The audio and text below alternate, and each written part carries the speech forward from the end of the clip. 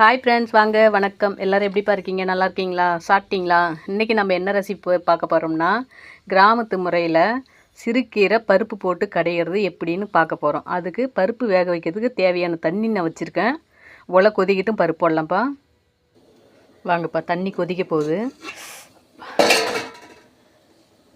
தண்ணி கொதி வர ஸ்டேஜ். இப்போ பார்த்திங்கன்னா பருப்பு வந்து கீரைக்கு தகுந்த மாதிரி, நீங்கள் கீரை ஒரு கத்தை வாங்கியிருக்கீங்களா 2 கத்தை வாங்கியிருக்கீங்களான்னு பார்த்துட்டு பருப்பு தகுந்த மாதிரி போட்டுக்கோங்க. அந்த கீரை அதிகமாக வேணும் அப்படின்னா பருப்பு கம்மி பண்ணிக்கோங்க. பருப்பு அதிகமாக வேணும் அப்படின்னா கீரை கம்மி பண்ணிக்கோங்க. வாங்கின கீரைக்கு கொஞ்சம் எக்ஸ்ட்ரா பருப்பு போட்டுக்கோங்க.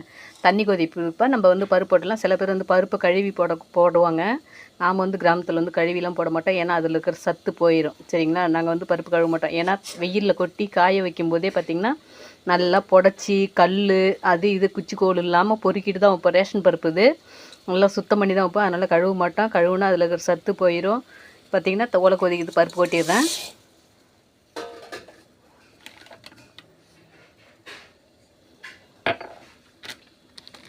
பருப்பு கொட்டினதுக்கப்புறம் கொஞ்சம் மஞ்சள் பொடிப்பா,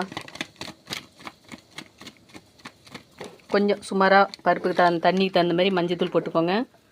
அது கூட பார்த்திங்கன்னா கொஞ்சம் விளக்கெண்ணெய் போட்டால் தான் தண்ணி நல்லா தடன்னு நல்லாயிருக்கும். நான் வந்து அரிசி கழுவுன தண்ணியில் தான் உல வைப்பேன். அரிசி கழுவுன தண்ணி நான் ஞாபகம் இல்லாமல் ஊற்றிட்டேன், கஞ்சி பானையில் ஊற்றிட்டேன். விளக்கெண்ணெய் வந்து நான் தேவையான அளவுக்கு போட்டுக்கிட்டேன். கொஞ்சமாக போட்டுக்கோங்க, போதும். விளக்கெண்ணெய் போட்டிங்களா இன்னும் டேஸ்ட்டு சூப்பராக வரும். சாம்பாருக்காக இருந்தாலும் கீரைக்காக இருந்தாலும் பருப்பு வேக போடும்போது விளக்கெண்ணெய் ஊற்றுங்க. இல்லைனாலும் வாங்கி வச்சுங்க. நானும் அப்படி தான் வாங்கி வச்சுக்கிட்டேன். இதில் இருக்கிறது முடிஞ்சிச்சு. பாட்டிலேருந்து பிரித்து ஊற்றணும்.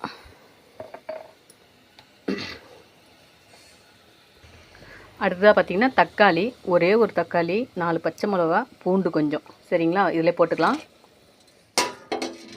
இப்போ வந்து அடுப்பு வந்து ஃபுல் அனலில் வேண்டாம், பாதி வச்சுக்கலாம். சரிங்களா? பொங்கி வரும். ஏன்னா மஞ்சத்தூள் போட்டு எண்ணெய் ஊற்றினோடனே பொங்கி வரும்.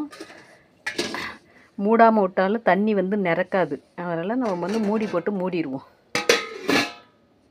அனல் கம்மியாக இருந்ததுனாக்கா பொங்கி வராது, அதுக்குள்ளே வெந்துட்டுருக்கும். அப்படியே வேகட்டும்ப்பா, பார்த்துக்கலாம். பார்த்திங்களாப்பா எவ்வளோ அழகாக மஞ்சள் கலராக இருக்குது. இன்னும் பருப்பு வேகலை பாருங்க. ஒரு சிலர் வந்து பருப்பு ஊற வச்சும் போடுவாங்க. நான் அது மாதிரி போட்டு பார்த்துட்டேன், வேகவே மாட்டேங்குது. அது மாதிரி ஊற வச்சு போட்டால் இன்னும் கொஞ்சம் வேகணும். ஒரு 1/4 வேக்காடு தான் வந்துருக்குது.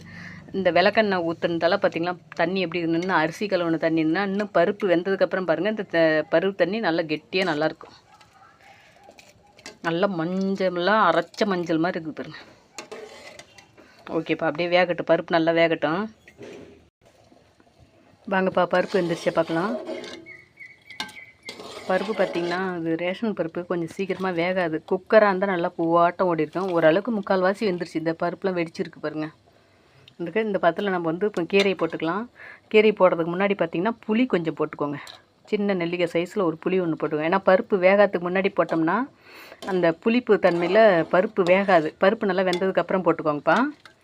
இதுவுமே பார்த்திங்கன்னா பருப்பு இன்னும் கொஞ்சம் நேரம் வேகணும் தான். பரவாயில்ல, நம்ம வந்து சட்டியில் தானே போட்டு கடைய போகிறோம். பருப்பு கடையிற சட்டி இருக்குது இல்லைங்களா? அதில் போட்டு கடையிறதால பருப்பு வந்து நல்லா மசிஞ்சிரும். இது ரேஷன் பருப்புன்றதால சீக்கிரமாக வந்து வேகாது. ஆற்று தண்ணியில் வேக வைக்கிறது தான் எங்களுக்கு. இப்போ உப்பு தண்ணிலாம் எதுவுமே கிடையாது. ஃபுல்லாக ஆற்று தண்ணி தான். குளிக்கிறது, துவைக்கிறது, சாப்பிட்றது, குடிக்கிறது எல்லாமே, சமைக்கிறது எல்லாமே ஆற்று தண்ணி தான். அதனால் ரேஷன் பருப்புன்றதால கொஞ்சம் சீக்கிரம் வேகாது. சரிங்களா? கடையிறது தானே, ஒன்றும் பிரச்சனை இல்லை. சரி, அப்படி கொஞ்சம் அங்கேச்சு கீரை போட்டுடலாம். ஓகேப்பா, கீரை போட்டுடலாம். இந்த கீரை பார்த்திங்கன்னா நேற்று சாயங்காலம் வாங்குது. இன்றைக்கி சாயங்காலம் கடையிறேன். காலையில் வீடியோ எடுக்க முடியல. ஏன்னா அங்கே ஒரு இடத்துல ரேடியோ பாடிட்டு இருந்துங்களா, யாரோ காது குத்துறாங்க போல். ரேடியோ பாட்டி இருந்தாலும் வீடியோ எடுக்க முடியல. இப்போ டைம் என்னன்னு பார்த்தீங்கன்னா மணி 3:30. நான் ஐயோ 4:15. நான் அப்போ பார்த்த மணி 3:30. அதே டைம் சொல்ல மணி பார்த்திங்கன்னா 4:11. பாட்டு சவுண்ட்லாம் கேட்கக்கூடாதுப்பா. அதெல்லாம் இல்லாத நேரத்தில் தான் நான் வீடியோ எடுக்க முடியும். ஓகேப்பா, நான் வந்து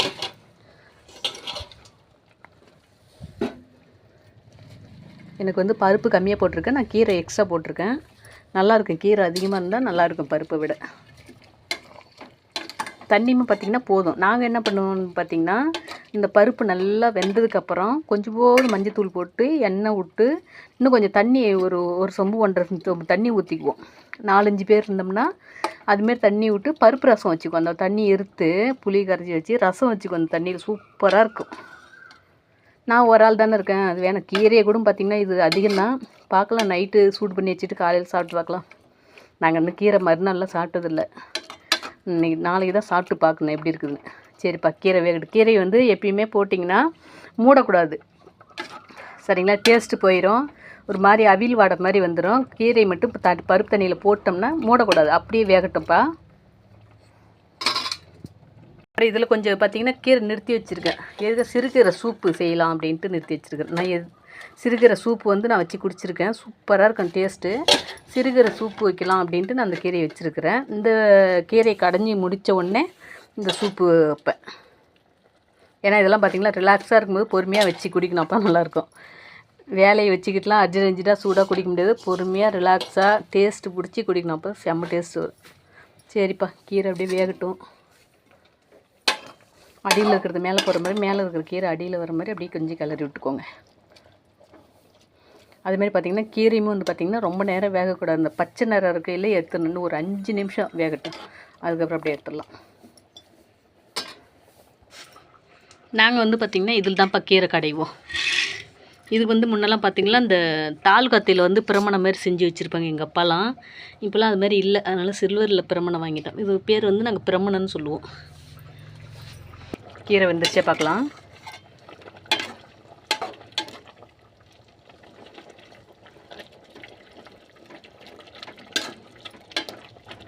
எப்பயுமே நீங்கள் கீரை போட்டிங்கன்னா தண்டோடவே போட்டுக்கோங்க. வேறு மட்டும் கிள்ளி விடுங்க. எந்த கீரை போட்டாலும் சரி தான். தண்டு ரொம்ப முத்தலாக இருந்ததுன்னா விட்ருங்க, இல்லைன்னா தண்டோடு போட்டுக்கோங்க. கீரை வெந்துருச்சான்னு பார்க்கணுன்னா இப்படி அரிசிக்கு பாருங்கள்.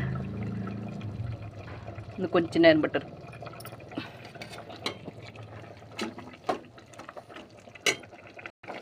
ஓகேப்பா. கீரை வந்து நல்லா வெந்துருச்சு பாருங்க. இந்த பச்சை நேரம் அப்படியே இருக்கணும். இந்த பச்சை நேரம் மட்டும் மாறுற அளவுக்கு ரொம்ப வேக விட்டோம் அப்படின்னா கீரை டேஸ்ட்டு போயிடும், சரிங்களா?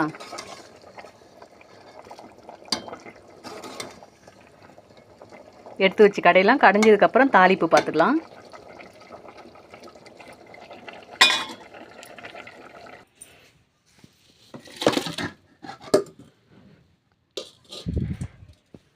இந்த கீரையை பார்த்திங்கன்னா தண்ணி வடிகட்டிடணும். தண்ணி வந்து இப்படி வடிகட்டி எதாவது போட்டு குண்டான் வச்சு இப்படி வடிகட்டிடணும். நான் வந்து ஒரு கையில் செல்லு வச்சுருக்கிறதால ஒரே கையில் தான் வடிகட்டுறேன். தண்ணி அதிகமாக இருந்ததுன்னா கீரை கடையிறதுக்கு நல்லா இருக்காது. அப்புறம் வேணும்னா கடையை கொஞ்சம் கொஞ்சமாக தண்ணி ஊற்றிக்கலாம். இந்தமாதிரி சட்டி வந்து நீங்கள் வாங்கி வச்சுக்கோங்க, சூப்பராக இருக்கும் இதில் கீரை கடைஞ்சா.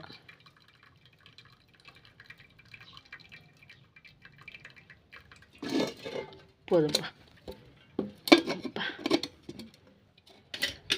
ஒரு கையில் பிடிக்கிறது வெயிட் தாங்கலை.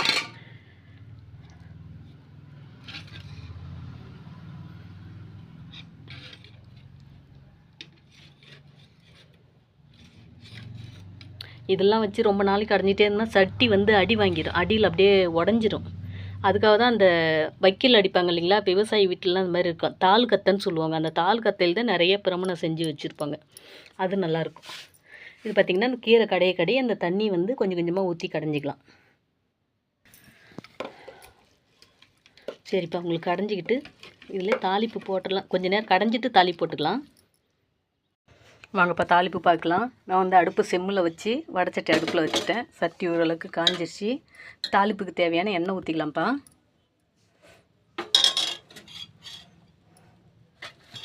தாளிப்புக்கு என்ன போட போகிறோம்னா வெறும் கடுகு, இந்த வரமிளகாய் மட்டும்தான். சில பேர் வந்து வெங்காயம்லாம் போடுவாங்க. வெங்காயம்லாம் போட்டோம்னா அந்த டேஸ்ட் எடுத்துரும், நல்லா இருக்காது. நாங்கள் போட மாட்டோம். விருப்பம் உள்ளவங்க வெங்காயத்தையும் போட்டு தாளித்து ஊற்றிக்கலாம்.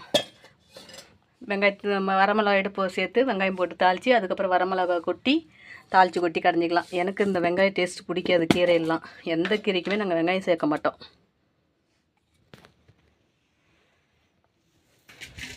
அதிலே பச்சை மிளகா போட்டிருக்கோம் இல்லைங்களா, நாங்கள் வந்து காரம் அதிகமாக சாப்பிடுவோம் அப்படின்றதால மிளகா கொஞ்சம் சேர்த்து இருக்குது. நீங்கள் வந்து சுமாராக பச்சை மிளகா போட்டிருக்கீங்க அதில் பருப்பில் அப்படின்னாக்கா காரம் வரமிளகா கொஞ்சம் கம்மி பண்ணிக்கோங்க. ஏன்னா குழந்தைங்களாம் சாப்பிடுவாங்க. சரிப்பா, எண்ணெய் காஞ்சிச்சு, கடுகு போட்டுடலாமா? இதுக்கு முன்னாடிலாம் பார்த்திங்கன்னா வெங்காயம் வடகம் இருக்கும், கீரைக்குன்னே யூஸ் பண்ணுவோம். கீரைக்கு, ரசத்துக்கு, காரக்குழம்புக்கு, இது மாதிரிலாம் புளிக்குழம்புக்கு இது மாதிரிலாம் வடகம் அதுக்குன்னே தனியாக வச்சுருப்போம். சாம்பாருக்கு எல்லாத்துக்குமே அதிகமாக சாம்பாருக்கு யூஸ் பண்ண மாட்டோம், ஏன்னா வருஷத்துக்கு வடகம் வேணுன்றதெல்லாம் வச்சுருப்போம். இப்போலாம் பார்த்திங்கன்னா வடகமே பிடிக்கிறதில்ல யாருமே. மிளகாய் கொட்டிக்கலாம்ப்பா. மிளகாய் கொட்டினோடனே அடுப்பு ஆஃப் பண்ணிடுங்க, மிளகாய் கருகி போயிடும்.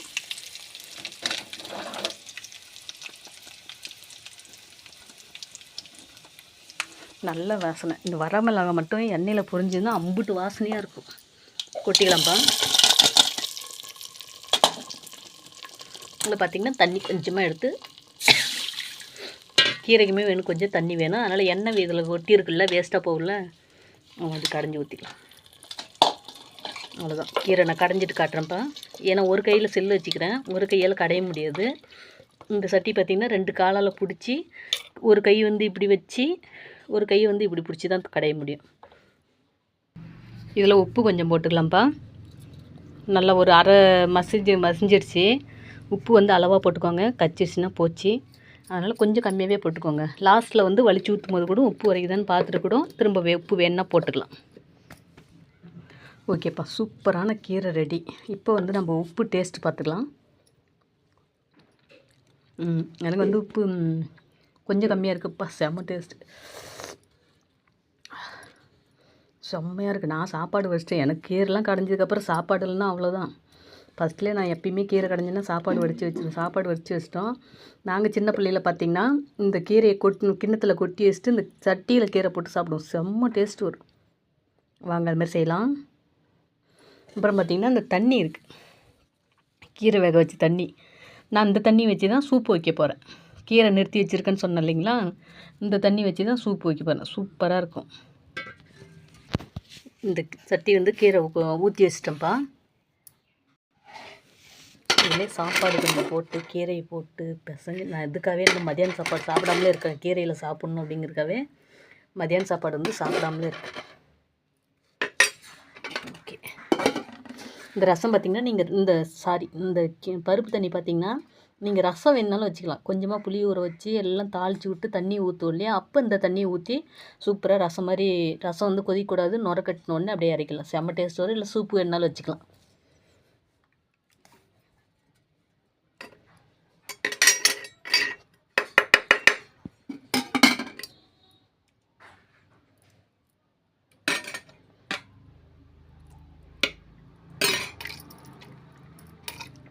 இப்படி தான் நாங்கள் பருப்பு கடையில் செட்டில் போட்டு ஃபுல்லாக பிசைஞ்சிட்டு, அதுக்கப்புறம் எங்கள் அம்மாலாம் என்ன பண்ணுவாங்கன்னா, நான், என் தங்கச்சி, எங்கள் அண்ணன் பிள்ளைங்க எல்லாருமே வந்துட்டு ஆளுக்கு ஒரு உருண்டையாக பிடிச்சி கொடுப்பாங்க. எங்கள் அம்மாவுக்கு எதாவது வேலை இருந்ததுன்னு இந்தாங்கடி போட்டு சாப்பிட்டுக்குங்கடி அப்படின்னு சொல்லி விட்ருவாங்க. நாங்கள் என்ன பண்ணுவோம், பிசைஞ்சு நாங்கள் ஆளுக்கு ஒரு உருண்டையாக ஷேர் பண்ணி சாப்பிடுவோம். இந்தமாரி பருப்பு சட்டி சாப்பாடு மட்டும் ஷேர் பண்ணி தான் சாப்பிடுவோம் எல்லாருமே, ஒருத்தராக மட்டும் சாப்பிட மாட்டோம். ஓகேப்பா, நான் சாப்பிட போகிறேன், பசிக்குது. Okay bye. இந்த தண்ணி நீங்கள் ரசம் வச்சாலும் வச்சுக்கலாம், சூப்பு வைக்கிற மாதிரினாலும் வச்சுக்கலாம். சூப்பரான கீரை ரெடி. கிராமத்து முறையில் சிறு கீரை ரெடி ஆகிடுச்சு. சரிங்களா? ஓகேப்பா, பாய்.